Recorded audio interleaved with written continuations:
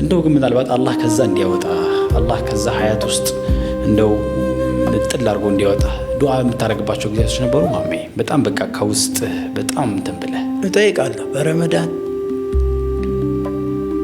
በአቅሜ በሚችለው መልኩ ጾማለሁ።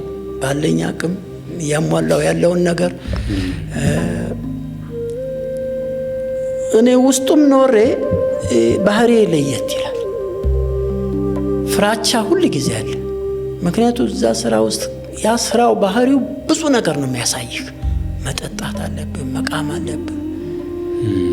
ይሄ ካላረክ ከሰው ውጭ ትሆናለህ። የስራው ባህሪ አትመስ አለዛ አንዳንዱ ምን ያ መስጊድ አትሄድም እንደ አንተ ይለዋል።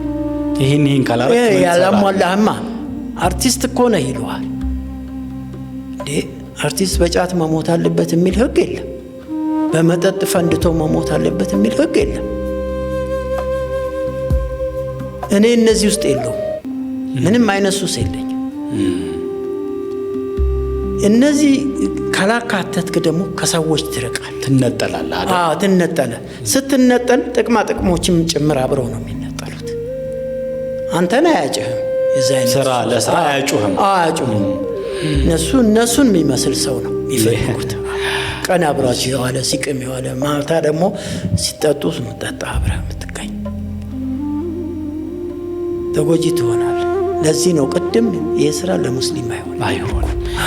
አላህ እንዲህ ለዛ ስራ ፊት እንድናደርግ አድርጎ አልፈጠረንም አይደለ?